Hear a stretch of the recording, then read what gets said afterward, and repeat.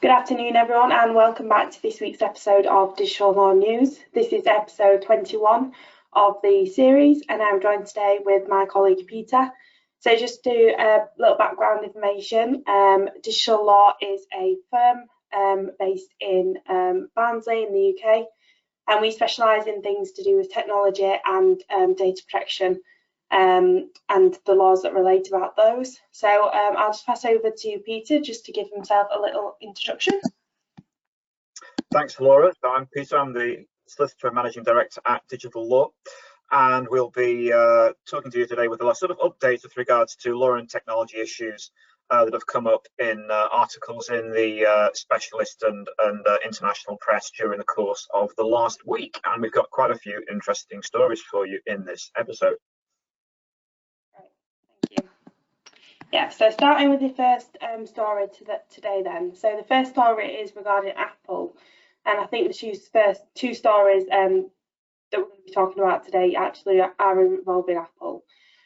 So the first one we're going to discuss is their commission fees that they actually charge their small developers to use the App Store.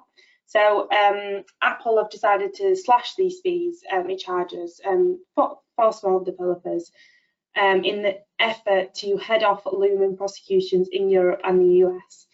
So currently the App Store charges 30% commission for small developers who actually have their apps on the store, but this will be cut to 15% next year. But it must be added that this doesn't apply across the board. This only applies to developers that make less than $1 million of annual revenue throughout the platform. So the App Store fees are currently at the centre of competition investigations into Apple by three different entities. So this is the US Department of Justice, the US Federal Trade Commission, and the European Union. So there's been many complaints about the Commission, and one of them most recently is the producer of Fortnite. So I'll just pass over to Peter.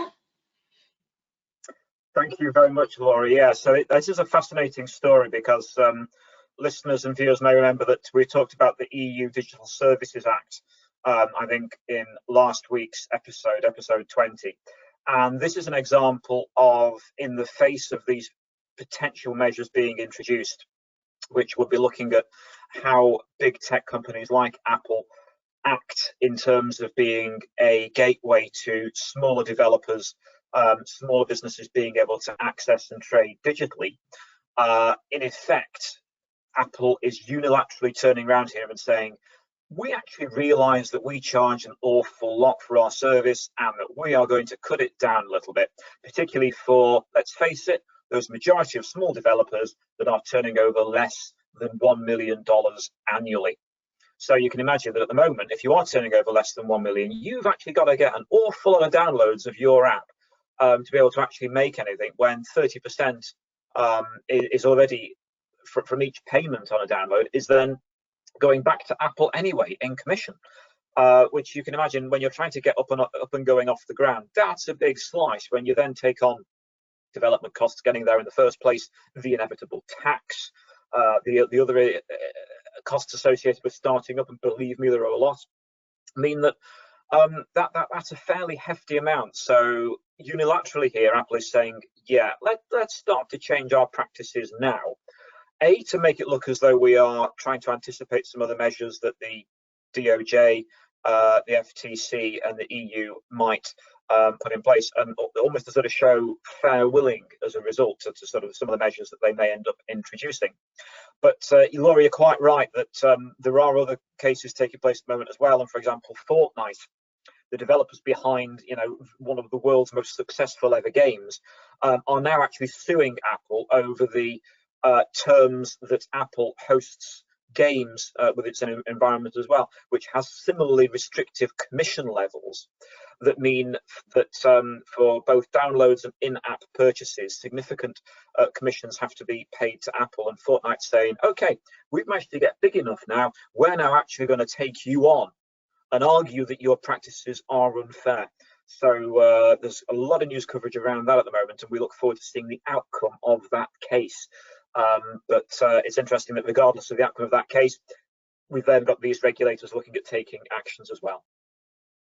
Yeah, because I remember probably it was a couple of weeks back now, probably maybe even months, we were speaking about the case. I think it was with Epic Games and Apple, and maybe some of the other stores as well that they actually advertise their products on.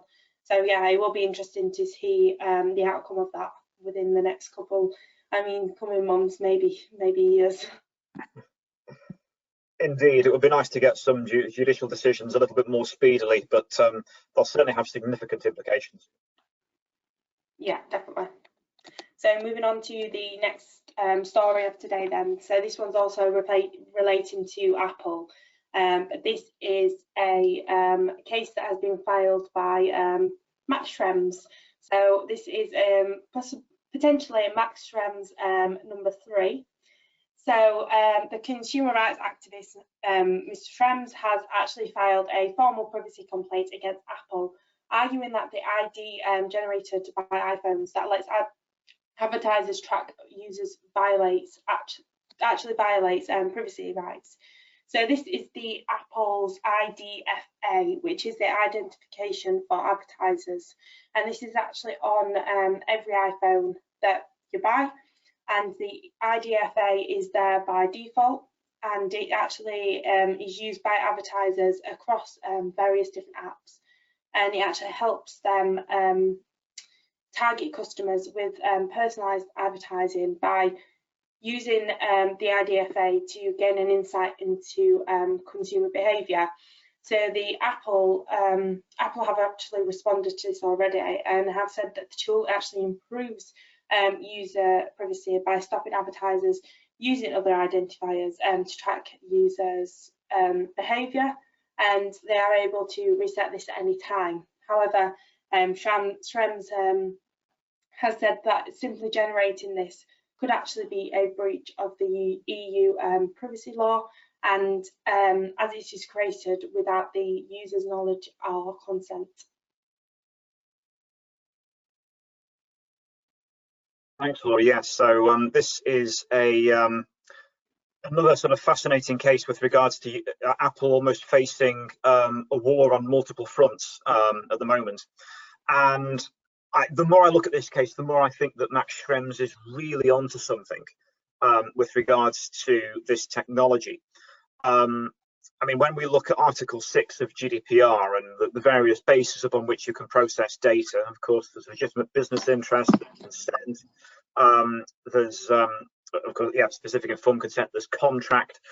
Upon what basis could Apple reasonably say that they are processing this data to allow this level of targeting across these multiple devices, and indeed collecting this unique ID that's generated by the Apple phones to allow the targeting to take place?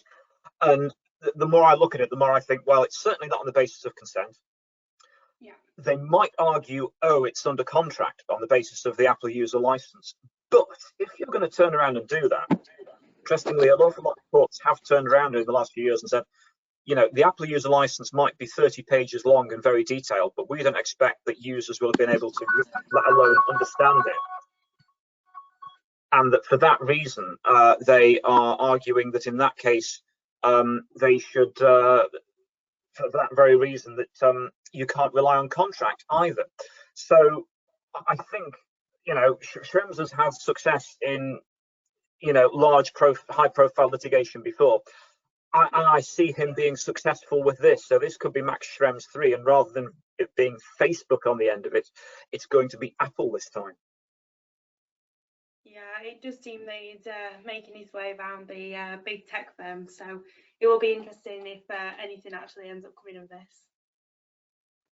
It will. I think the other thing to bear in mind is that, of course, it took the best part of 4 years for the Schrems 2 litigation to work its way through both the national courts before it then got anywhere near the European court. And bearing in mind the current backlogs that have been created in national court systems, let alone at a European level because of the pandemic, then this could take, again, a few years to get anywhere. But if I were Apple, I'd be quite worried. Yeah, definitely. So moving on to the next one, but sticking with data privacy. So I think a lot of us heard about the WhatsApp island issues that were, I think it was last year that this occurred. But the WhatsApp Island have actually now said that they have set aside 77.5 million euros for possible data compliance fines. So the Irish arm of WhatsApp recorded £11.2 million loss last year, and this was because of the money they have set aside to cover fines following an investigation carried out by the Irish Data Protection Commissioner, the DPC. So the DPC have carried out an investigation and examined compliance with Articles 12, 13 and 14 of GDPR. So these articles basically focus on transparency around what information is shared with third parties such as Facebook. So I think this story just most importantly highlights the importance of having accurate data privacy policies on your website, such as like privacy policies and cookies policies. And I think it's worth mentioning that the WhatsApp have had a preliminary decision submitted by the DPC earlier this year, but there has been no final decision as of yet as to whether they will get fined or how much they will be fined. So the money they have put aside may be to cover fines and other possible liabilities as well, so like class actions that may come as a result of this. Indeed. Thanks for that, Laura. I mean, it's interesting that we have to remember that, of course, WhatsApp is owned by Facebook. Facebook also owns Instagram. And increasingly, since they've purchased those platforms, you're getting increasing levels of cross-pollination across all three platforms. I mean, interestingly, we have a Digital Law Facebook page, and the option came up on there the other day when I was looking at it to say, would you like to allow people to notify and communicate through the Facebook page via WhatsApp? To which I went, no, absolutely not, because we wouldn't want potential clients to communicate through WhatsApp, because it is not a secure platform from the point of view, we do not feel comfortable with our clients getting in touch and potentially asking questions about legally privileged information that requires confidentiality via WhatsApp. We have a communication tool with Facebook, and the minute anyone then gets in touch with it, we get them off that communications tool and onto something more secure through our case management system as quickly as we possibly can. So it's interesting there that there's that increasing pollination between WhatsApp and Facebook. And in this instance, we've got that 77 million set aside. And Laura, you're quite right. This isn't just thinking about fines that could be coming down the road from the Irish DPC. It's all those other ancillary liabilities as well. Also noticeable when they say unknown when the final decision will be announced. I mean, don't forget that the UK ICO, they made their preliminary decision about BA and Marriott back in July of 2019. But it was only in October that we've actually finally had clarification through from the ICO in October of 2020 as to how high the fines would actually be, and actually saying, no, these are definite fines and you now do have to pay them. And of course, there was a big difference between the fines that were announced in 2019 and then the fines that they've applied in 2020. So there can be a great deal of variance between a preliminary decision and a final decision whenever it should actually come through. Yeah, absolutely. Yeah, like you said, it does take a long time for these fines to come through, and I know they was relating to the ICO, but there probably will be some delays in Ireland as well with everything going on this year, and the fines may be considerably lower, taking into account impacts of the pandemic and things like that, but we'll just have to wait and see. Indeed, we will have to wait and see, but interesting that they've made such a massive, putting 77 million aside is not loose change, so clearly they're worried. Yeah. So moving on to the next one. So this is in regards to a hack that's actually taken place. So Capcom video games has been hacked into by a cyber attack, so a ransomware attack. And hackers have actually stolen personal details of up to 50,000 customers of Capcom, which is a Japanese game publisher. So the company have since said that they have refused demands from the hackers, who were known as Ragnar Locker, after the ransomware attack. Ragnar Locker have since started publishing company documents on the dark web. So I think this relates back to last week's episode 20, when we were speaking about the NCSC's report, and they were showing different trends in ransomware attacks. So ransomware attacks seem to be becoming more and more popular amongst the bad actors nowadays, but the behaviour is changing. So instead of just withholding data, they seem to be publishing the data that is then stolen onto the dark web for everyone to see. So just a little bit more, the attack was not discovered until the early hours of 2nd of November, but it is said that the Ragnar Locker have carried out these attacks before, and it is reported to that the travel company CWT Global have paid $4.5 million dollars after it was attacked. Thanks, Laura. Yeah, so we've got an example here of ransomware doing its worst. GDPR, of course, doesn't apply because it looks like a Japanese game publisher with all of its infrastructure being outside of the EU, but it still processes the personal data of EU citizens as well as data subjects from all around the world.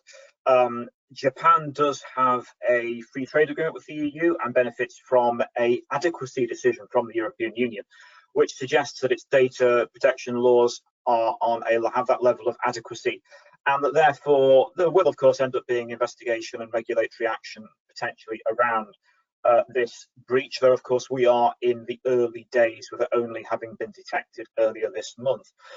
The interesting figure here is that that $4.5 million is reported to have been paid. Usually a lot of corporations that are hit by ransomware end up not paying the ransom. They'll end up trying to if they've got secure backups or alternatives that they can use to get their system back up and running, that's what they usually do, even if it ends up taking months to do it. The problem being, of course, that you can't necessarily trust that the hackers will do what they say they will for the payment of the fee.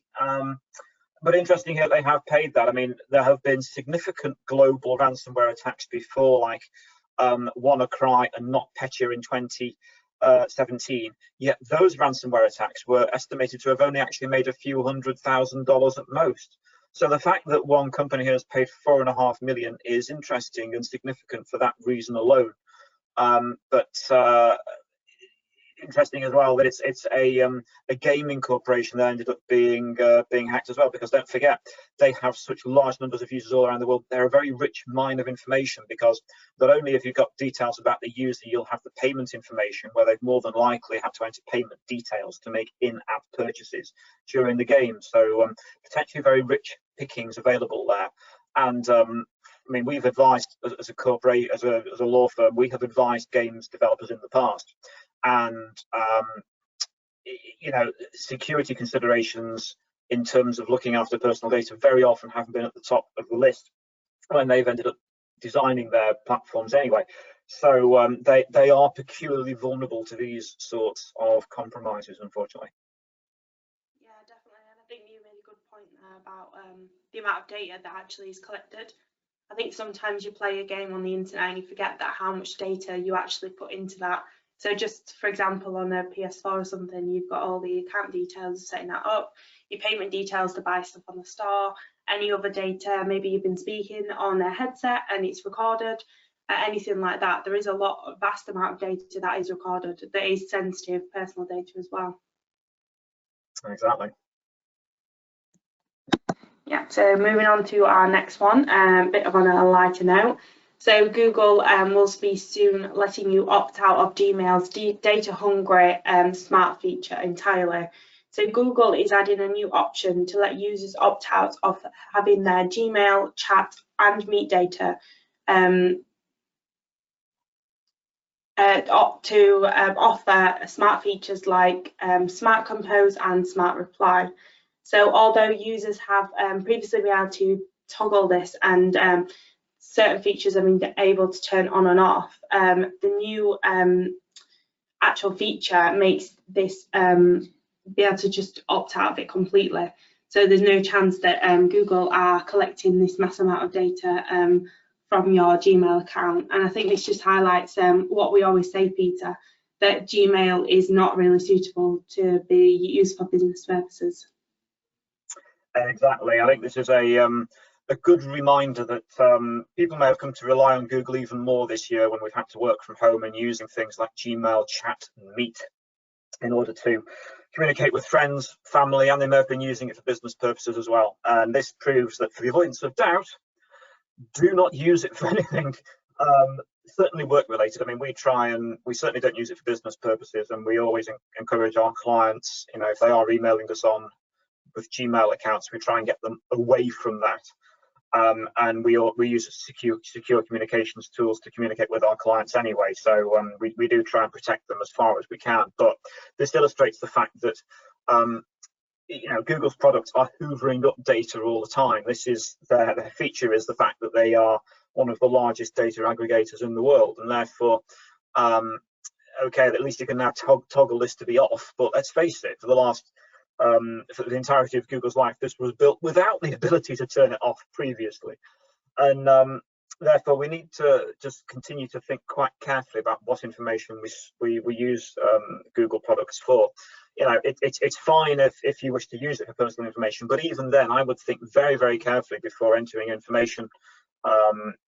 Even stuff like, say, if you're emailing someone, a friend or a relative, with, you know, banking information, so they can send information to you, or so they can make a gift to you with Christmas coming up. I would not use Google for that purpose. I wouldn't attach photos of my friends or family on a Google product. I'd be very careful about the richness of the data that I would be willing to share using their platform. So this is a salutary reminder of the risks, therefore, of using Google, and also, to be honest, the risks of using any freely available online tool, because there's a reason why it's free. They're collecting all of this data on you.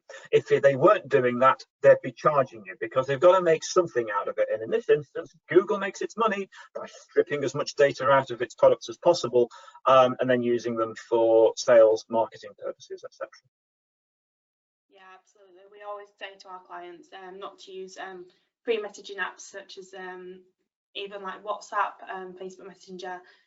Use Google for products for the Gmail and everything to send your emails, and things like Dropbox as well, like free data sharing and platforms that you can share documents between, like Google Docs as well. Exactly right. Yes, and yeah, and here it is. Sometimes people think, "Oh, you're being a bit overly careful here," and you know, this article proves no, we're not. Yeah, definitely. So this is the last story for today, a bit of a different note. So this is regarding robot vacuum cleaners, that they could be picking up dirt of some different sort. So scientists have been carrying out investigations and research into robot vacuum cleaners, and they've actually found that snoopers can remotely listen into household conversations despite not being fitted with microphones. So hackers and people who have the knowledge on how to do so can actually perform remote eavesdropping attacks on certain robot cleaners by remotely accessing its LiDAR readings. So this is a reading thing that actually helps cleaners avoid bumping into furniture and other objects in your home. So this captures sound signals by obtaining reflections of objects in the home, like a bin or like a sofa or anything like that, and then it actually vibrates due to nearby sound sources, which it can pick up the talking when in your conversations.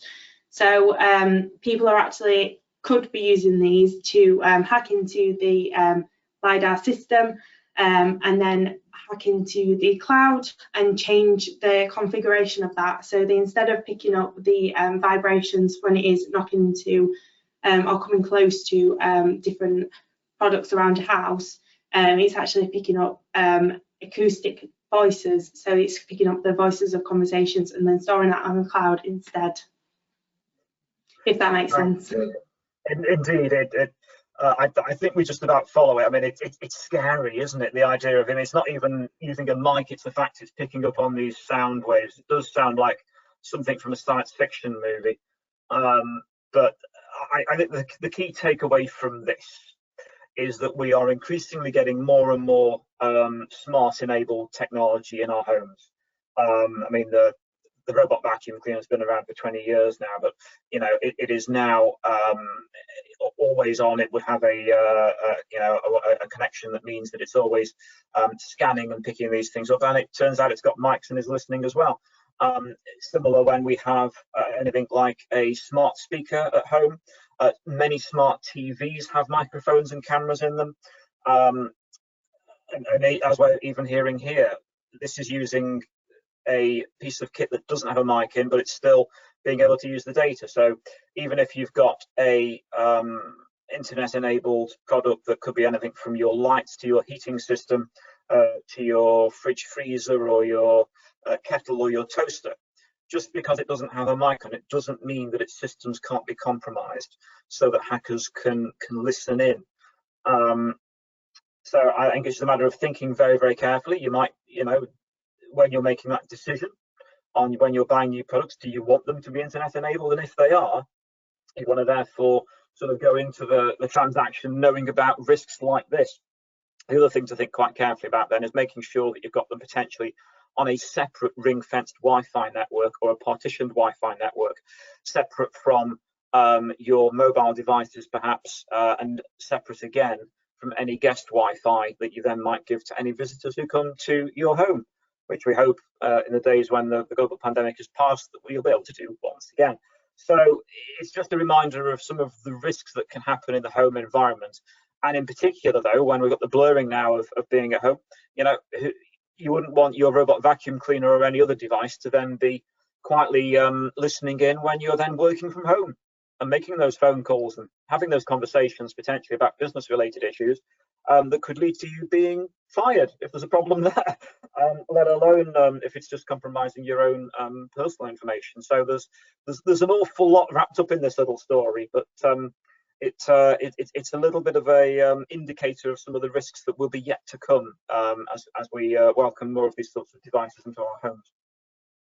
Yeah, absolutely. I think this is just more of an important one nowadays when everyone is working from home and there's just such sensitive data being talked about when you're on a conference call or something like that, that could potentially be listening to by people who have the knowledge on how to do this.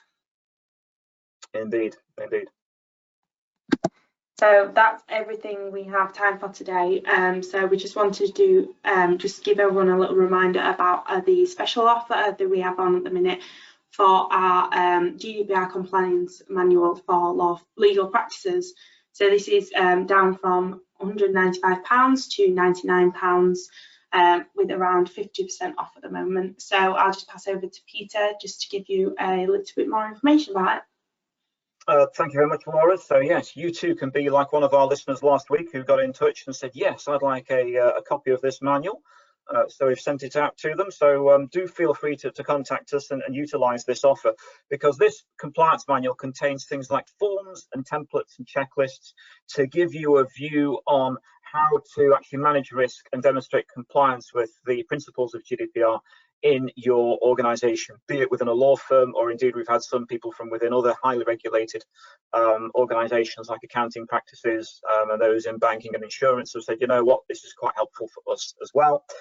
So as well as those things like forms and templates and checklists, it runs through all of the a lot of helpful information to know about GDPR, even looks at things like cybersecurity risks, risks through communicating via social media and instant messaging, and tries to give as much helpful practical advice and guidance as possible. So please do feel free to contact us and request your discounted copy. Thank you, Peter. Yeah, so that's everything for today. Just a reminder for those who are listening live, it is also available on demand through our YouTube channel, our website, and on any podcast channel that you wish to listen to us on. So these are weekly episodes and the next one was coming next week. Thank you for listening. Bye.